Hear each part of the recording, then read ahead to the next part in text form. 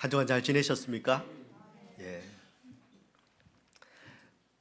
우리가 살아가는 이 인생길, 이 땅의 삶은 참 끝까지 잘 살아간다는 것 굉장히 힘이 듭니다.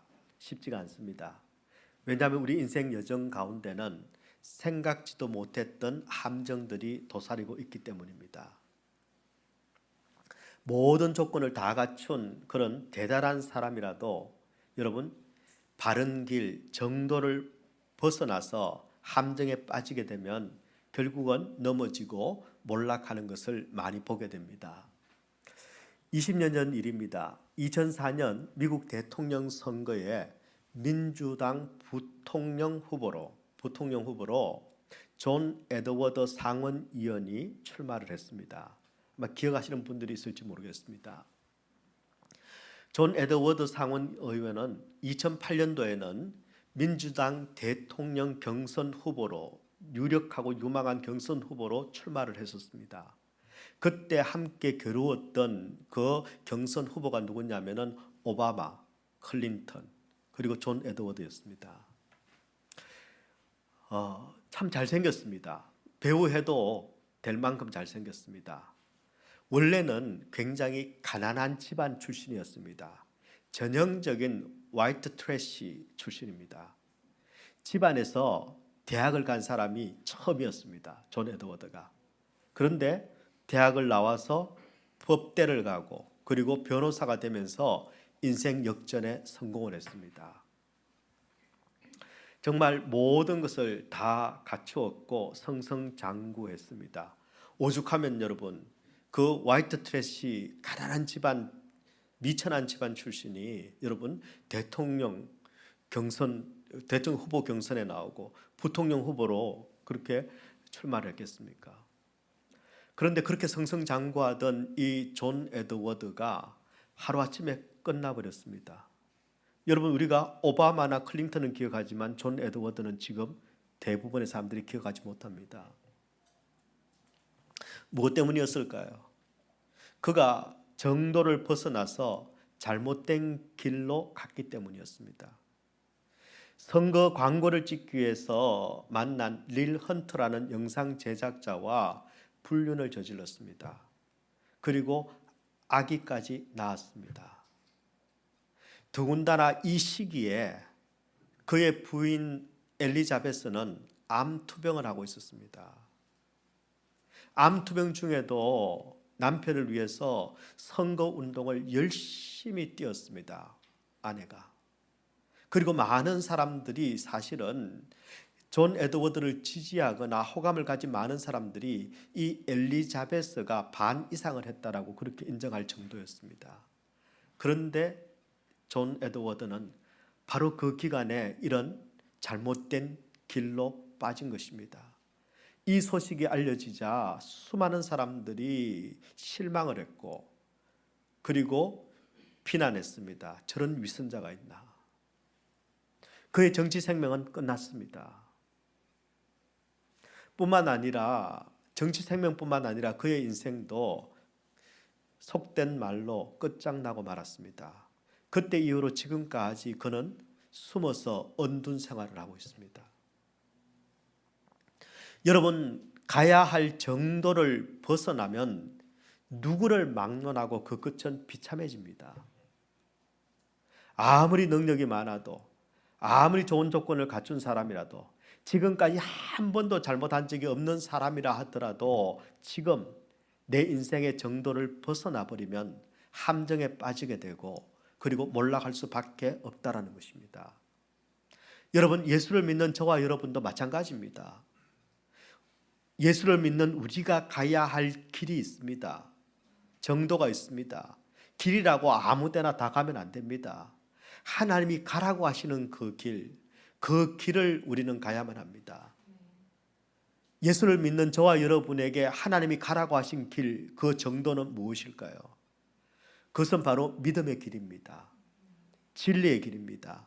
그리고 말씀의 길입니다. 하나님께서는 우리가 말씀 따라 살기를 원하십니다. 진리의 길을 가기를 원하십니다. 믿음의 길을 가기를 원하십니다. 왜요?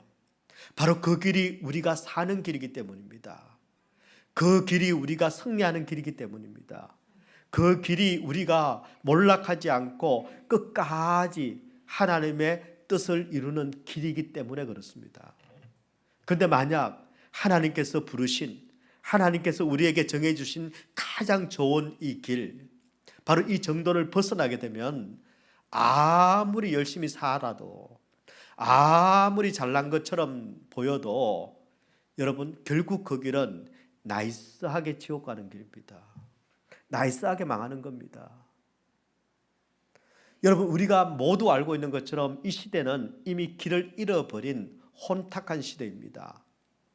여러분 혹시 지뢰게임 옛날에 해보셨죠?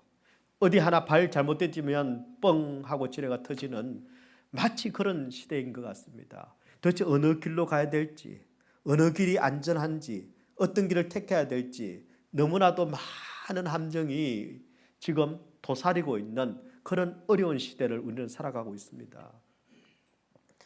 여러분, 그렇기 때문에 이 암흑의 시대에, 이 혼탁한 세대에 끝까지 우리가 하나님 뜻대로 살기 위해서는 우리가 믿음의 길을 제대로 바르게 걷는 법을 우리는 배워야 합니다. 믿음의 정도를 걷는 사람만이 마지막 최후의 승리자가 될 수 있기 때문입니다. 저는 저와 여러분이 최후의 승리자가 되기를 간절히 원합니다. 그렇다면 과연 끝까지 하나님의 뜻대로 최후의 승리자가 되려면, 믿음의 정도를 끝까지 완주하려면 무엇이 우리에게 필요할까요? 저는 오늘 주신 본문을 중심으로 이 문제에 대한 교훈을 여러분과 함께 정리하려고 합니다. 바라기는 우리 모두가 끝까지 믿음의 정도를 걸어서 우리 인생이 바로 유종의 미를 거두는, 하나님께서 칭찬하시는 그런 복된 인생이 되시기를 주님의 이름으로 축원합니다. 자, 우리 인생길 끝까지 곁길로 빠지지 않고 함정에 빠지지 않고 믿음의 길을 걸어가려면 무엇이 필요할까요? 첫 번째, 여러분, 육신의 함정을 조심해야 합니다. 육신이라는 함정을 조심해야 합니다. 여러분, 오늘은 열왕기상 강의 29번째 말씀입니다. 오늘로 끝입니다. 지난 4월 14일부터 8개월 동안 이 말씀을 나누어 왔습니다. 하나님께서 수많은 왕들의 모습을 통해서 우리 자신을 돌아보게 하셨고 이 시대를 돌아보게 하셨습니다. 오늘은 이제 두 왕의 이야기를 살펴보고 그리고 우리에게 주시는 하나님의 음성을 들으려고 합니다.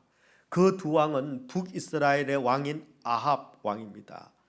그리고 또 한 사람은 남유다의 왕인 여호사밧 왕입니다. 아합 왕은 악한 왕이고 여호사밧 왕은 선한 왕으로 이름나 있는 그런 왕입니다. 먼저 아합부터 한번 살펴볼까요? 여러분, 아합은 북이스라엘의 7번째 왕, 7대 왕으로 사마리아에서 22년 동안을 통치합니다. 여러분, 아합의 통치 기록이 열왕기상 16장부터 22장까지 나옵니다. 그리고 아합 왕의 왕비인 이세벨의 마지막 이야기가 열왕기하 9장에 나옵니다. 북이스라엘의 여러 왕들 가운데서 가장 긴 분량으로 기록이 되어 있습니다. 열왕기상 전체로 보면요, 솔로몬 왕 다음으로 많이 기록된 왕이 이 아합 왕입니다. 아합. 그런데 안타깝게도 이 아합에 대한 하나님의 평가는 굉장히 부정적입니다. 예. 여러분, 길게 사는가 짧게 사는가 하는 것도 중요하겠지만 그러나 그보다 훨씬 더 중요한 게 있습니다. 하나님께 어떤 평가를 받고 사느냐 하는 것이 훨씬 더 중요합니다. 하나님은 내 인생에 대해서 어떤 평가를 하고 계실까요? 나에 대해서 어떤 평가가 하나님의 생명책에 지금 기록되고 있을까요? 2024년 이름 박현식, 그리고 하나님께서 적어놓으신 그 한 줄의 글에는 무엇이 기록되고 있을까요? 여러분, 아합은 성경에 이렇게 기록되어 있습니다. 열왕기상 16장 30절의 말씀입니다. 오므리의 아들 아합이 그의 이전의 모든 사람보다 여호와 보시기에 악을 더욱 행하여 모든 사람보다 악을 더욱 행했답니다. 대단한 사람입니다. 여러분 16장 33절의 말씀에 보면 그는 그 이전에 이스라엘의 모든 왕보다 심히 이스라엘 하나님 여호와를 노하시게 하였더라. 우리 하나님께서 죄라면 악이라면 온 세상에 가득 찬 걸 늘 보시는 그 하나님께서 여러분 아합을 보고는 더 열받으셨답니다. 하나님을 열뻗치게 만든 인간, 이게 아합입니다. 열왕기상 21장 25절에 이렇게 평가합니다. 예로부터 아합과 같이 그 자신을 팔아 여호와 앞에서 악을 행한 자가 없었다. 이전에 아합만큼 이런 악한 사람은 없었다. 여러분 하나님 앞에서 아합은 악했습니다. 하나님 앞에서 악했습니다. 그냥 전도가 아니라 전무후무하게 악했습니다. 한마디로 아합 그러면 악의 대명사와 같은 그런 사람입니다. 하여튼 난 사람입니다. 근데 여러분 놀라운 사실이 하나 있습니다. 성경을 읽어보면요, 이런 나쁜 분, 이런 악한 아합에게 하나님께서 은혜를 주셨을까요? 안 주셨을까요? 복을 주셨을까요? 안 주셨을까요? 네, 복을 주셨습니다. 그것도 많이 주셨습니다. 네. 여러분 그 중에 가장 큰 은혜가 뭔지 아십니까? 아합 왕에게 주신 가장 큰 은혜는 만남의 복이었습니다. 여러분 그렇게 악한 왕인 아합에게 하나님께서는 오바댜와 같은 믿음 좋은 신하를 붙여주셨습니다. 그렇게 악한 폭군인 그 아합에게 여러분 당대 최고의 선지자인 엘리야를 보내주셨습니다. 뿐만 아니라 여러분 그렇게 악한 아합에게 좋은 그런 가문, 좋은 사도를 만나도록 그렇게 하나님이 허락해 주셨습니다. 그리고요 목숨 걸고 하나님의 말씀만 선포하는 미가야를 보내주셨습니다. 여러분 이 정도면 아합은요 하나님 앞에서 지금 최고의 믿음 생활을 할 수 있는 모든 조건을 다 갖춘 사람이었습니다. 그런데도 아합은 하나님 앞에서 악한 사람으로 살았습니다. 대단하지 않습니까? 엄청난 사람입니다. 그런데 왜 그랬을까요? 하나님께서 그렇게 좋은 만남의 복을 주셨는데 왜 아합은 그렇게 악하게 살았을까요? 바로 그가 이 육신의 함정에 빠져 있었기 때문입니다. 아합은 영적인 것보다 육적인 것에 더 가치를 두었습니다. 더 마음이 끌렸습니다. 하나님께서 수많은 영적인 사람들을 만나게 하셨지만 아합에게 최고의 만남은 누구였을까요? 이세벨과의 만남이었습니다. 여러분 자기가 좋아서 만난 겁니다. 자기가 좋아서 택한 겁니다. 그렇게 수많은 오바댜 같은 엘리야 같은 그리고 미가야 같은 이런 여러분 하나님의 사람들이 아니라 육신대로 사는 이세벨이 훨씬 더 내 마음에도 맞고 훨씬 더 좋았습니다. 마음이 끌렸습니다. 여러분은 지금 어떤 사람들과 가까이 지냅니까? 막 마음이 가고 마음이 끌리고 만나기만 하면은 좋고 즐거운 사람, 어떤 사람들입니까? 영적인 사람들입니까? 아니면 육적인 사람들입니까? 여러분 재밌는 사람이 아니라 영적으로 살리는 사람을 만나야 됩니다.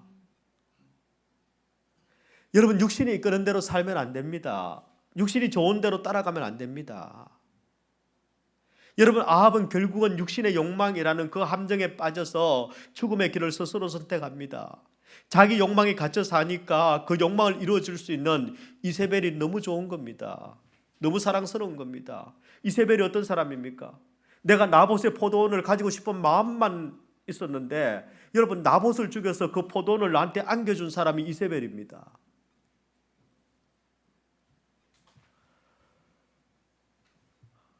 아합은 여러분 결국은 이 육신의 욕망이라는 이 함정에 빠졌고 헤어나지 못했고 그리고 스스로 죽음의 길을 선택합니다.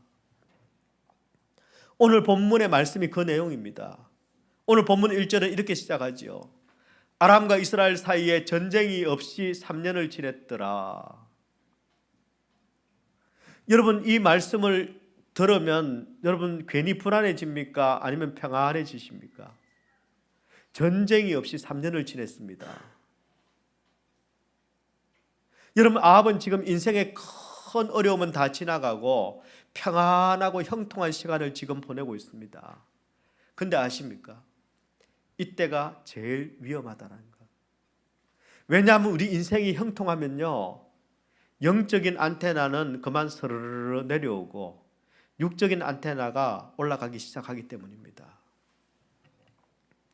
여러분, 아합이 가장 먼저 한 일이 무엇입니까? 육적인 안테나를 세우고 내 육신의 욕망을 따라서, 육신의 생각을 따라서 내가 뭐 누릴 게 없나, 가질 게 없나, 즐길 게 없나, 그걸 보고 있습니다. 그런데 딱 하나 걸린 게 있었습니다. 어떤 길이었을까요? 오늘 본문 22장 3절의 말씀에 보면 이스라엘의 왕이 그의 신하들에게 이르되 길랏 라못은 본래 우리의 것인 줄을 너희가 알지 못하느냐? 우리가 어찌 아람의 왕의 손에서 도로 찾지 아니하고 잠잠히 있으리요 하고. 여러분, 이 아합의 마음에 강렬한 소망이 생겼습니다. 내가 차지하고 싶은 것, 내가 없으면 안 되는 것, 그것이 바로 길랏 라못이었습니다. 아람이 가지고 있는, 지금은 아람의 땅이 되어 있는 그 길랏 라못을 찾으러 가야 되겠다. 그렇게 지금 말합니다. 왜 찾으러 가려고 할까요? 길랏 라못은 원래 우리 이스라엘 땅이니까, 원래 내 것인데 저것들이 빼앗아갔으니까 이제 내가 찾아와야지. 여러분, 길랏 라못은 동서를 관통하고 그리고 남북을 연결시켜주는 그런 전략 요충지였습니다. 그런 땅을 아람에게 빼앗겼습니다. 당연히 아람은 좋으니까 빼앗아갔겠죠. 근데 여러분 기억나십니까? 아람 왕 벤하닷이 이스라엘을 침략했을 때 두 번째 침략 때 졌습니다. 목숨만 살려달라고 빌면서 내가 살려주기만 하면은 이스라엘 땅 다 돌려주겠다고 그렇게 약속을 합니다. 근데 3년이 지나도 돌려주질 않습니다. 그러니까 지금 그 땅을 찾으러 가겠다는 겁니다. 여러분, 아람 왕이 왜 안 돌려줬을까요? 네. 아람 왕의 말을 믿은 여러분 아합이 바보지요. 뭐 괜히 그 앞에서 벤하닷은 나의 형제입니다. 그리고 믿어도 되나요? 당신의 그 말을. 뭐 그러고는 그냥 갔는데, 벤하닷을 믿은 아합이 잘못이지요. 3년쯤 지나니까 이제 내가 그 땅을 내가 이제 가서 찾아오겠다라고 이야기하는 겁니다. 뭐 한편으로는 몰래 자기 땅이었는데 또 약속을 철석같이 했는데 반드시 돌려주겠다고 약속했는데 약속 안 지키니까 정의의 금을 가지고 가서 찾아와야죠. 뭐 이게 뭐 잘못된 일입니까? 그런 것 같지는 않습니다. 요즘 식으로 생각하면 이거 당연히 내가 가져야 될 건데, 내 권리인데, 내가 내 돈 가지고 내가 쓰겠다는데, 내가 내 시간인데 내가 내 마음대로 하겠다는데, 뭐 이런 표현일 겁니다. 잘못된 거 없습니다. 뭐 자기가 자기 거 주장하는데 뭐 그렇다고 남 보내는 것도 아니고 내가 가겠다는데, 그죠? 여러분, 내 돈이라고 내가 마음대로 쓰는 것, 내 시간이라고 내가 마음대로 쓰는 것, 내 땅인데 당연히 내가 누릴 권리인데 저거 내가 가져와야지, 내가 찾아가는 것, 잘못된 건 아닙니다. 적어도 겉으로 보기에 그것이 비난받을 일도 책망받을 일도 아닙니다.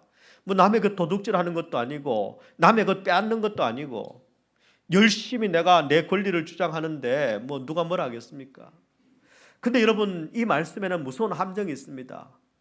내 거 내가 찾겠다는데, 내 돈 내가 쓰겠다는데, 내 시간 내 마음대로 하겠다는데, 이 모든 일의 주체가 지금 무엇이 되어 있는가 하면은 바로 내가입니다.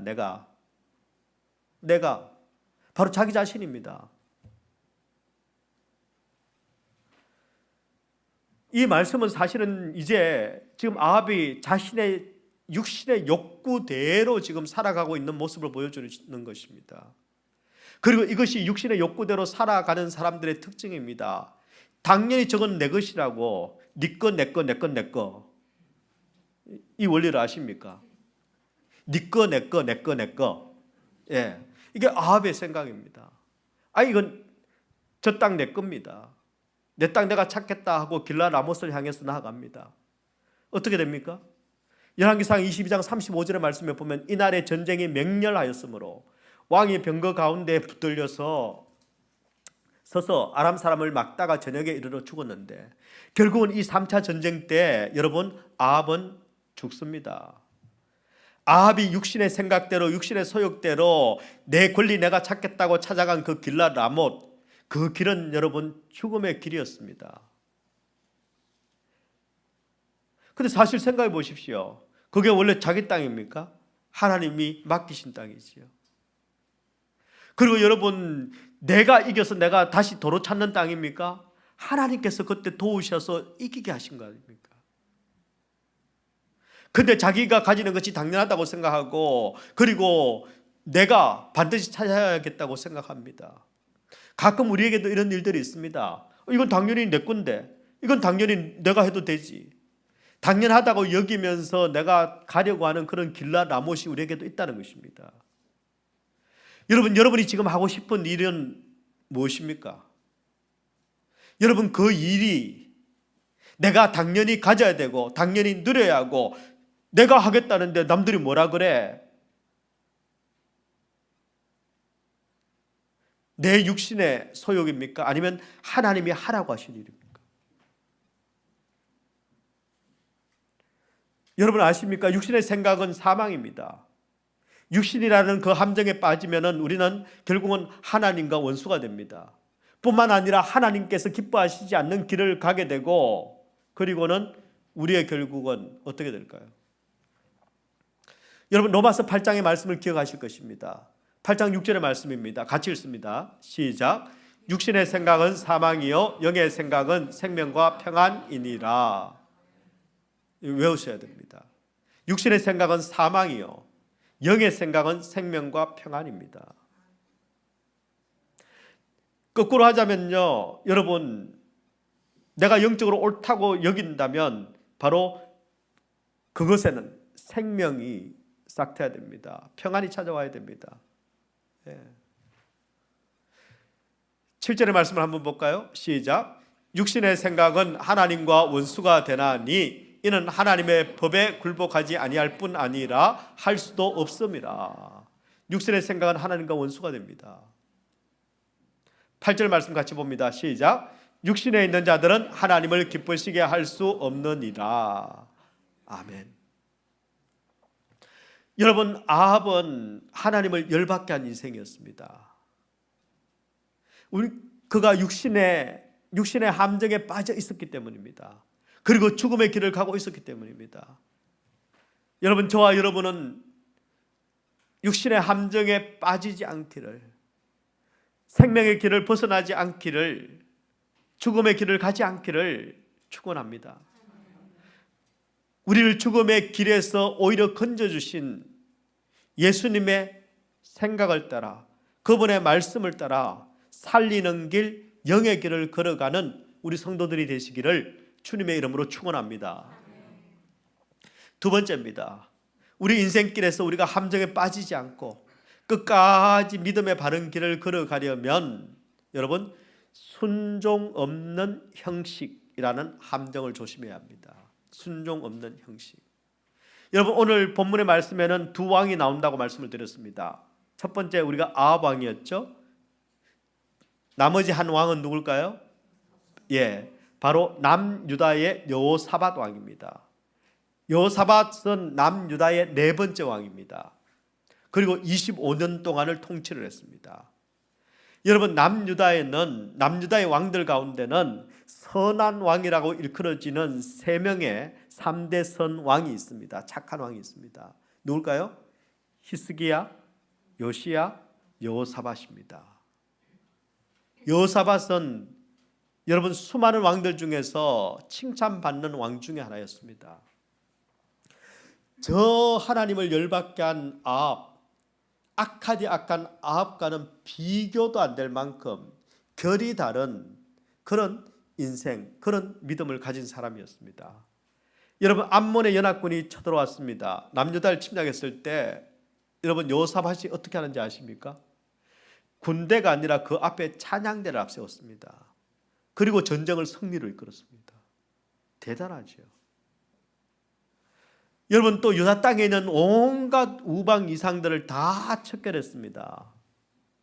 그리고 무엇보다도 하나님의 말씀으로 나라를 개혁하고 나라를 다스린 그런 믿음의 왕이었습니다. 대단합니다. 근데 여러분, 그런 여호사밧, 선한 왕이었던 여호사밧이 도저히 납득이 되지 않는, 이해가 되지 않는 그런 일을 합니다. 역대하 18장 1절의 말씀입니다. 여호사밧이 부귀와 영광을 크게 떨쳤고 아합 가문과 혼인함으로 인척 관계를 맺었더라. 아합 가문과 혼인을 했답니다. 이게 무슨 뜻인가 하면, 아합 가문이면 그 당시에 아합 왕, 그리고 이세벨 왕비, 그리고 그 딸이 아달랴인데요. 아달랴는 엄마를 꼭 빼닮았습니다. 근데 자기의 아들인 여호람과 이 아합의 딸 아달랴를 결혼을 시켰습니다. 그리고 아합과 이 여호사밧이 악하디 악한 왕과 남유다의 선한 왕인 이 여호사밧이 사돈이 된 겁니다. 사돈지간이 된 겁니다. 도대체 무슨 일이 일어난 걸까요? 부모는 몰랐는데 지들이, 요람하고 여러분 누굽니까? 아달랴가 지네들이 뭡니까? 줄리엣과 로미오도 아니고 뭐 그런 겁니까? 뭐 가문을 버린 그런 사랑을 한 걸까요? 어림도 없습니다. 부모들이 다 알아서 결혼을 시킨 겁니다. 근데 여호사밧이 어떻게 이런 일을 했을까요? 여러분, 여호사밧은 오늘날로 치면은 이런 사람입니다. 뭐라고 이야기해야 될까요? 예. 기독교 경제인 연합회 회장님이 우리 여호사밧입니다. 아합은요? 불교 신도의 총회장이 아합입니다. 그러면은 아달랴가 그러면 아버지는 불교 신도의 총회장이지만은 나는 예수를 만나서 얼바인 사랑의 교회를 내가 다니고 있다. 뭐 이러면은 이해가 좀 되려나요? 근데 그것도 아닙니다. 예. 아달랴는 아버지를 도와서 여러분 불교 신자의 총무 역할을 하고 있습니다. 여러분 이해가 되십니까? 납득이 되십니까? 우상을 척결한 이 여호사밧이 우상을 지금 전국 곳곳에 세우고 있는 아합과 사돈을 맺습니다. 그리고 사이가 좋습니다.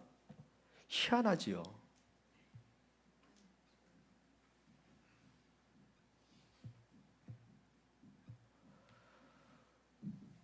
오늘 본문의 말씀에 보면은 그렇게 사돈이 된 지 2년 만에 일어난 일을 우리에게 소개합니다.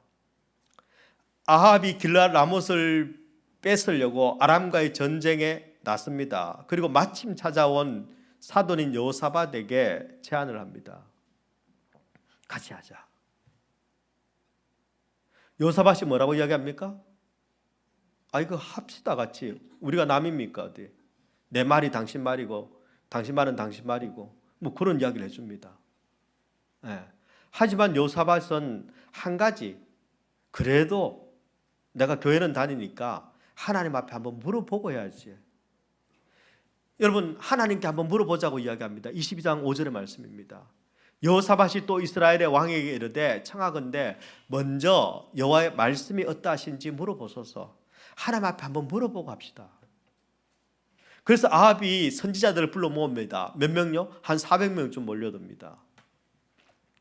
그런데 하나같이 400명 모두가 뭐라고 이야기합니까? 이 전쟁은 하나님의 뜻입니다. 전쟁은 하나님께 속한 겁니다. 그러고는 올라가서 싸우소서 이렇게 얘기합니다. 그 중에 특별히 시드기야라는 선지자는요, 그냥 와서 말로만 하는 게 아니고요, 철을 가지고 큰 뿔을 만들어 옵니다. 그리고는 그 아람을 찌르는 퍼포먼스를 멋있게 합니다. 예. 그러니까 그 당시에 최초의 버라이어티 쇼가 벌어진 겁니다. 예. 그렇게 전쟁을 부추깁니다. 사실 이 400명은 여러분이 아시겠지만 제대로 된 선지자는 하나도 없습니다. 그냥 아합이 듣고 싶은 말만 들려주는 사람들이고 하나님의 선지자도 아닙니다. 그런데 여호사밧은 이 400명이 다 싸우라고 하는데도 여호사밧이요, 그래도 여러분, 이게 그래도 내가 남유다에 예루살렘에 살았는데, 솔로몬 성전이 있는 곳에 살았는데 이 사람들은 좀 이상하다. 내가 볼 때는 이게 제대로 된 목사는 아닌 것 같고 한번 조사해 보십시오. 총신신대로 나온 사람은 아닌 것 같습니다. 뭐 이렇게 생각이 든 것 같아요. 그래가지고 여러분, 이 여호사밧이 다른 선지자는 없냐, 좀 제대로 된 사람 없냐 하고는 묻습니다. 아합과는 좀 다르죠. 그래도 수준이 있는데. 그러자 미가야가 있기는 있는데, 하여튼 이거는 선지자라고 말하면서 나한테 한 번도 좋은 말, 축복하는 말, 잘 되라고 한 말을 한 번도 한 적이 없습니다. 나보고 흉한 말만 예언합니다. 그래서 내가 그 인간을 아예 부르지도 않았습니다. 하고 아합이 실토를 합니다. 그저 여호사밧이 들어보고는 뭔가 이 사람은 괜찮은 사람일 것 같아서 부르자고 합니다. 들어보자. 미가야가 와서 이 전쟁은 하나님의 뜻이 아닙니다라고 이야기합니다. 어떻게 될까요? 옥에 갇힙니다. 옥에 갇힙니다. 여러분, 사실 사돈지간이라고는 하지만 서로 격이 다른 아합과 여호사밧의 모습을 우리는 봅니다. 아합은요, 뭐가 가지고 싶은 게 있고 하고 싶은 게 있으면 앞뒤 가리지 않습니다. 성인 아입니다. 그냥 자기 생각대로 그냥 막 일처리합니다. 그런 아합과는 달리 여호사밧은요, 일이 생기면 하나님 앞에 묻습니다. 그리고 사람의 말을 다 들어도 분별해서 듣고, 그리고 반대하는 사람의 말까지도 다 듣습니다. 일 처리도 굉장히 신중합니다. 믿음의 삶이 몸에 배인 그런 남유다의 왕다운, 선한 왕다운 그런 면모를 보여줍니다. 하지만 우리는 성경을 통해서 놀랍니다. 그렇게 말씀을 잘 알고, 그렇게 하나님 앞에 묻고, 선지자들을 불러서 조언도 듣고, 새벽기도도 나오고, 목사님께 상담도 하고 그렇게 했지만 결국 결론은 뭡니까? 결정은 뭡니까? 아합하고 같이 갑니다. 아니, 그렇게 뜸들여서 갈 것 같으면 처음부터 가든지.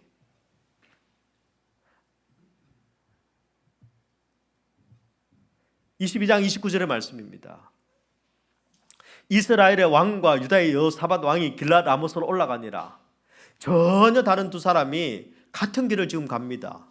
길랏 라모스로 갑니다. 놀라운 일입니다.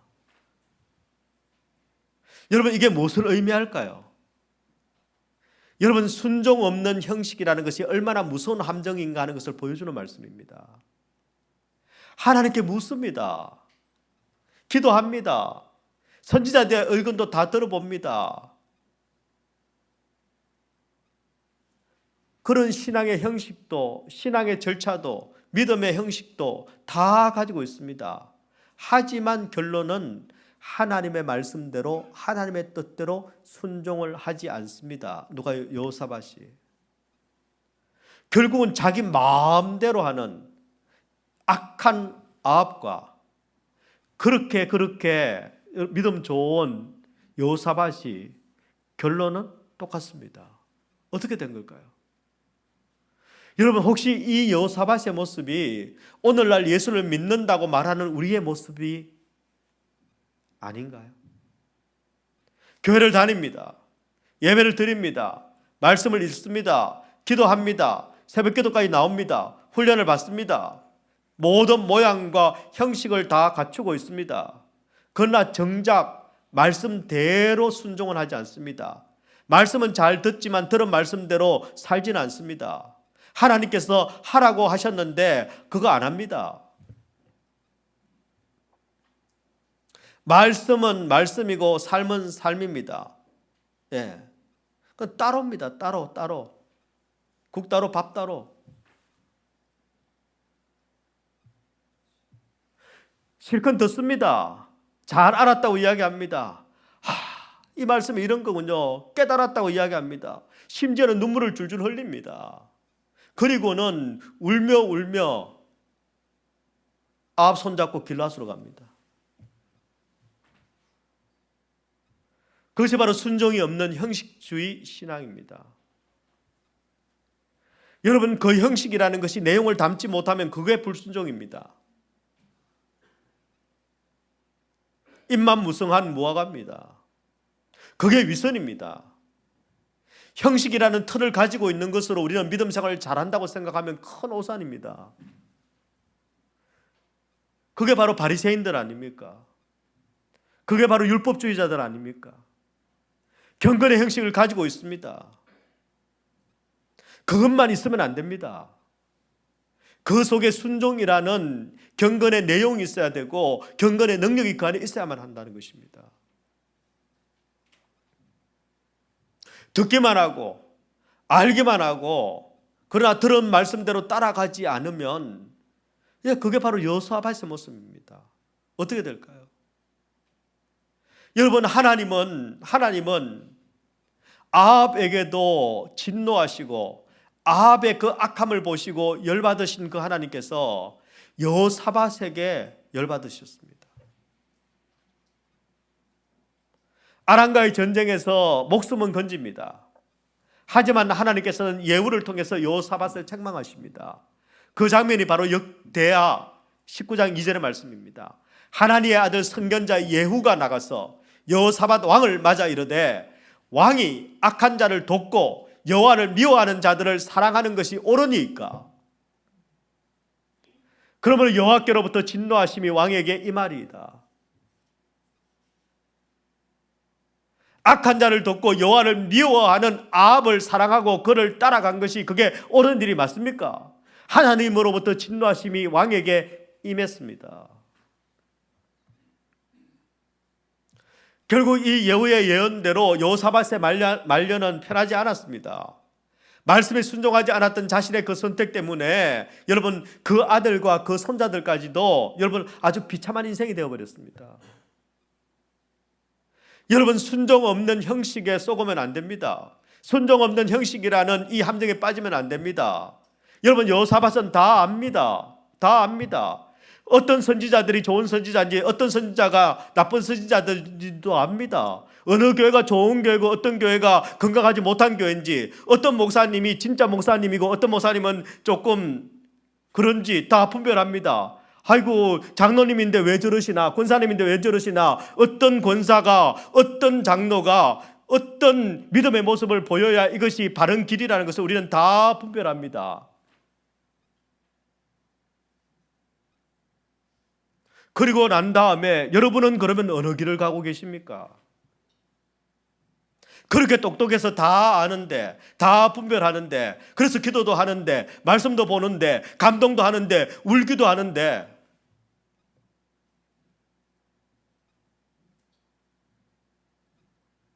도대체 왜 운 겁니까? 알아들었는데 그대로 못 사는 게 미안해서 일단 먼저 눈물을 흘립니까?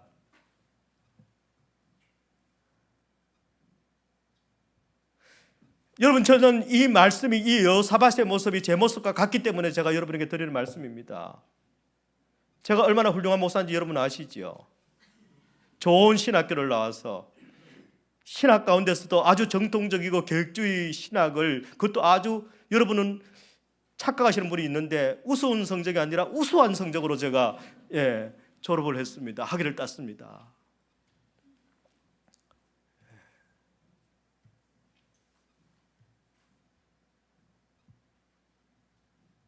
그런데 그 형식과 틀을 갖추고 다 알고 있는데도 여러분 하나님의 말씀대로 살지 못하면 정작 내 개인의 일을 결정할 때, 내 가정의 일을 결정할 때, 아이들의 일을 결정할 때 여러분 만약에 내가 아합의 가문과 또 아합과 같이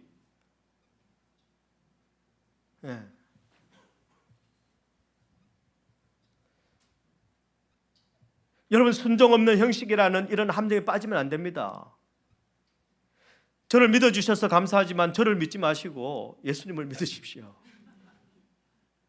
저 사람이 왜 저래 그러지 마시고 저 사람 말고 그냥 예수님이 가신 길을 여러분 따라가십시오. 저 사람이에요, 저 사람이고 저 사람은 저 사람이지요. 저 사람 왜 저래라고 하는 이유가 뭡니까? 나도 여기는 가기 싫어서 그런 거 아닙니까 혹시?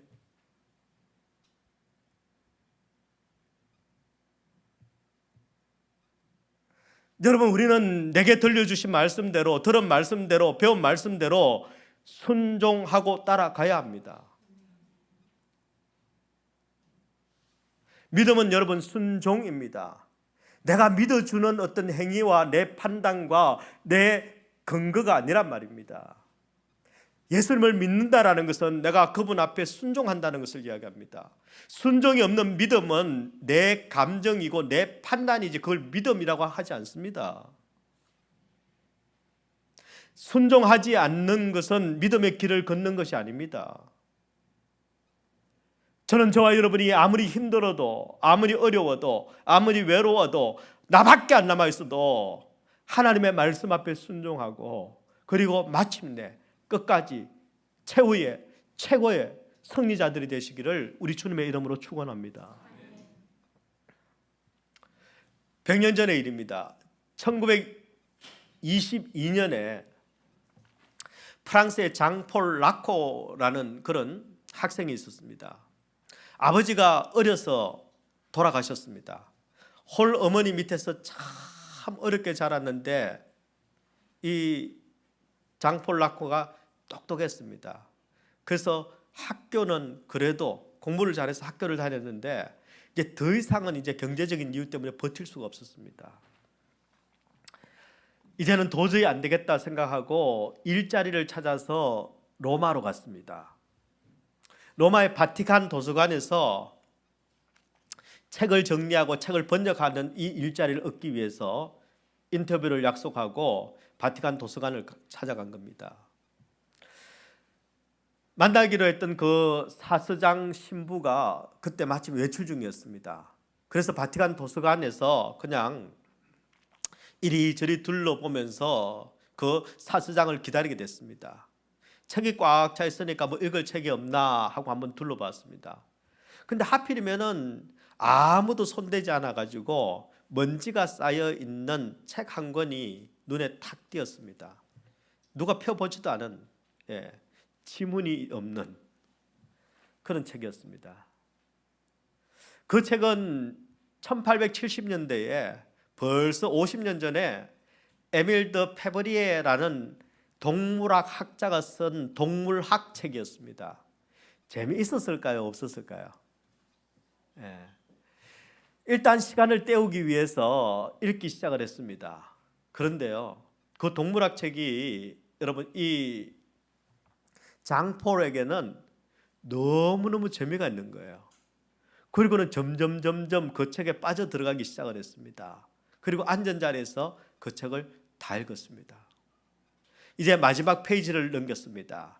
그리고 제일 마지막 결론이 있고 난 다음에 그 밑에 빨간 작은 글씨로 인쇄된 것이 아니라 직접 누군가가 메모를 남겨두었습니다. 거기에는 이렇게 쓰여 있었습니다.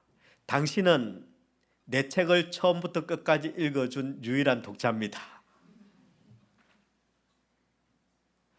로마의 기우스티지아 재판소로 가서 LT 14-75호 서류를 요청하십시오.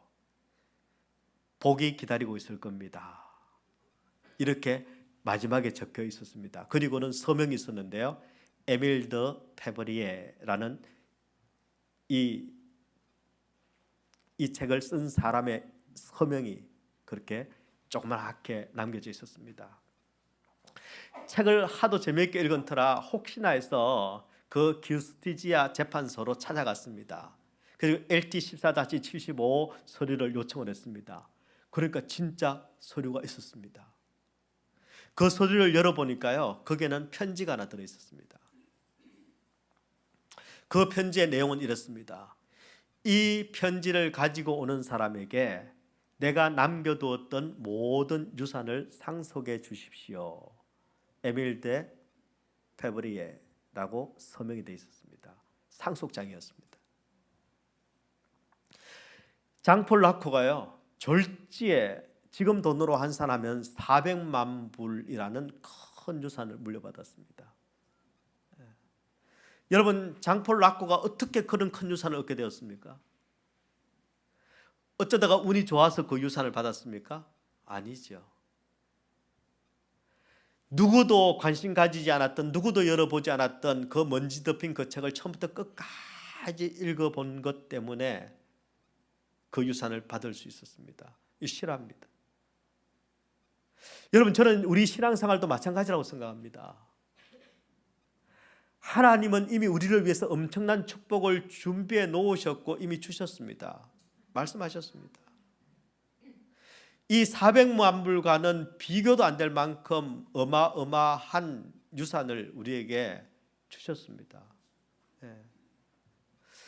근데 여러분, 그 유산을 지금 받아서 누립니까? 혹시 저처럼 ATM기를 못 찾아서 아직까지 헤매는 분이 있습니까? 왜 우리는 하나님이 주신 그 어마어마한 하늘의 유산을 받았는데도 불구하고 왜 우리 이렇게 영적으로 시들시들해서 살아갈까요?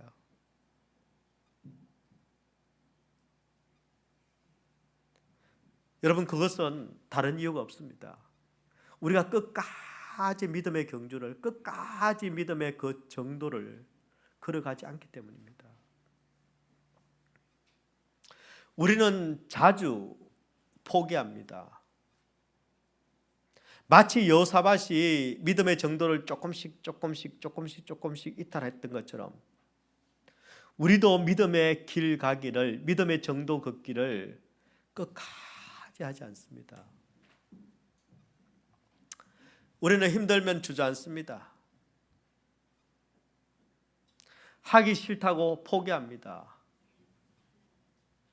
어렵다고 우리는 신앙의 길을 이렇게까지 해야 되나 하고는 적당한 선에서 타협합니다.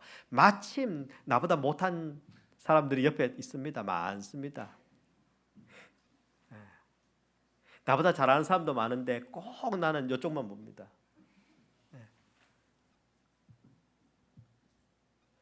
그래서 우리는 하나님이 예비하신 완전한 축복을 못 누립니다. 못 누립니다. 여러분, 우리는 믿음의 선한 싸움을 끝까지 해야 합니다. 중간에 타협하고 포기하면 안 됩니다. 그래도 힘들어서 힘든 거 맞습니다. 우리가 지금 요한계시록을 새벽마다 보고 있습니다만, 여러분, 우리 주님이 오시는 그날까지 1260일 동안 우리는 영적인 싸움, 영적인 전쟁을 하고 있는 중입니다. 마귀는요, 짐승의 표를 받은 666을 받은 사람들은 대우해 줍니다. 턱, 우대. 그런데 14만 4천 하나님의 인지심을 받은 자들은 축 짜고 괴롭히고 달려들고 그리고 넘어뜨리려고 합니다. 인생이 힘들고 고난이 겹치면은 내가 14만 4천이구나 생각하시면 됩니다. 세상이 나를 도우는구나. 그러면 내가 혹시나 짐승의 표를 가지고 있지 않나 의심해야 됩니다. 찾아오시면 제가 판별해 드리겠습니다. 성도의 삶은 힘듭니다. 나만 힘드냐? 너만 힘드십니다. 맞습니다. 근데 그 너만은 모든 성도들의 운명입니다.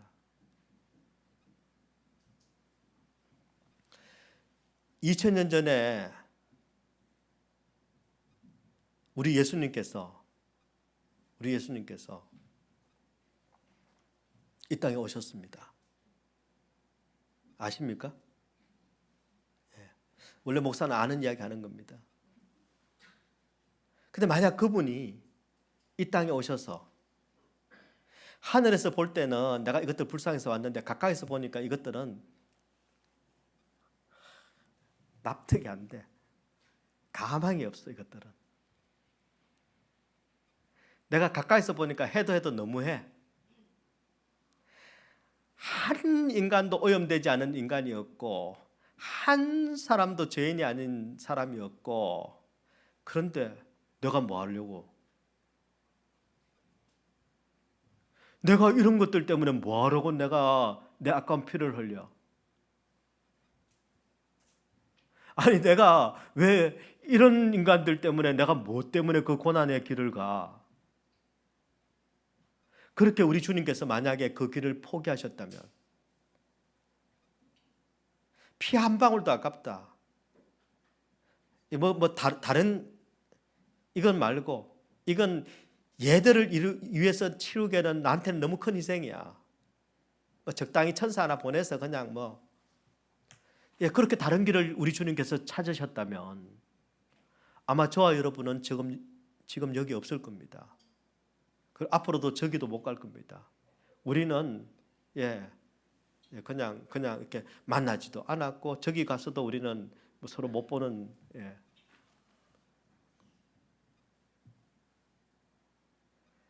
근데 우리 주님께서는 오셔서 끝까지 육신의 생각대로가 아니라 하나님의 뜻대로, 하나님의 생각대로 그분은 순종하셨습니다. 죽기까지 순종하셨습니다. 아무 가치가 없는 우리를 위해서 그 보배로운 피를 한 방울도 남김없이 다 흘려주셨습니다. 다 흘려주셨습니다. 그렇게 다른 길을 찾지 않으시고 우리를 구원하시기 위해 하나님께서 걷게 하신 그 고난의 길, 십자가의 길, 그 길을 순종하신 예수 그리스도, 그분이 계셨기에 지금 우리가 있는 것입니다. 우리는 그분의 그 은혜에 감사해야 합니다. 그리고 그분이 그 하나님의 뜻, 내 뜻이 아니라 아버지 뜻대로 하십시오라는 그 순종 때문에 우리가 구원 얻은 것처럼 우리의 순종을 통해서 누군가는 살아나야 합니다. 끝까지 우리는 주님이 가신 그 길을 따라가야 합니다. 나만 죽자고 직사게 고생하고 요거도 먹고 침 뱉고 멸류관 쓰고, 너네들이 다는 아니라도 100분이라도 한번 이거는 경험해 봐야 돼. 지옥 훈련해야 돼. 그래서 우리 주님께서 나를 따르라고 하신 게 아닙니다. 우리 주님께서 그렇게 어렵게 자신을 다 들여서 열어놓은 유일한 생명의 길이기에, 유일한 승리의 길이기에, 유일한 진리의 길이기에, 그래서 우리 주님께서 따라오라고 하시는 겁니다. 우리 얼마인 사랑의 교회가 이 길만큼은 아는 그런 교회와 성도가 되시기를 소원합니다. 아닌 것을 이야기하는 그런 인생이 아니라 맞는 거, 복잡합니까? 하나밖에 없는데 맞는 거 하나만 이야기하면 되지 않습니까? 아닌 거 다 이야기할 필요 없습니다. 그거 여러분 평생 이야기해도 아닌 거 이야기하다가 100만 분의 1도 이야기 못하고 죽습니다. 맞는 것 하나, 딱 하나밖에 없는데 그것만 이야기하면 되지요. 그것만 이야기하면 되죠.